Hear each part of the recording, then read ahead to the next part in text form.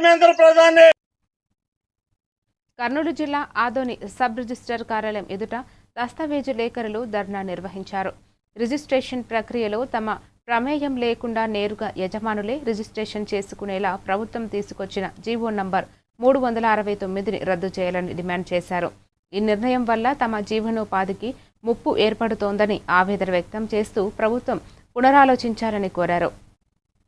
ఆంధ్రప్రదేశ్ ప్రభుత్వం ప్రవేశపెట్టినటువంటి GO number 396కు వ్యతిరేకంగా రాష్ట్ర వ్యాప్తంగా దస్తావేజు లేఖరుల సంఘము పెన్ డౌన్ కార్యక్రమాన్ని నిర్వహిస్తూ ఉంది.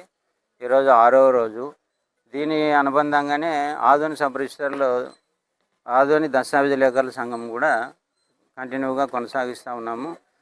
ఈరోజు నుండి ఇంకా ముందు కూడా అంటే మాకు ఈనాటి వరకు ఇప్పటి వరకు ఎటువంటి ప్రభుత్వం నుంచి ఎటువంటి హామీ కానీ దీనిపైన క్లారిఫికేషన్ కానీ రాలేనందువలన ముందు మేము అనుకున్న టార్గెట్ 31 వరకు కూడా పెన్ డౌన్ అనే కార్యక్రమాన్ని నిర్వహించదలుచుకున్నాము.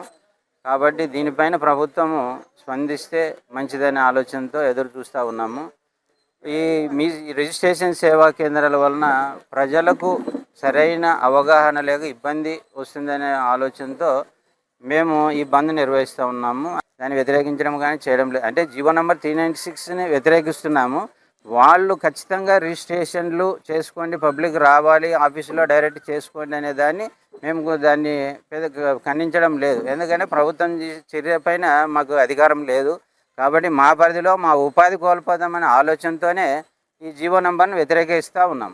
కాబట్టి ప్రభుత్వం దీనిపైన వెంటనే చర్య తీసుకొని మాకు న్యాయం చేయాలని చెప్పేసి మీ ద్వారా తెలియజేస్తున్నాం. నా పేరు ఆర్ మోహన్ మురళి, ఆదోని దస్తావేజు లేఖరుల సంఘం.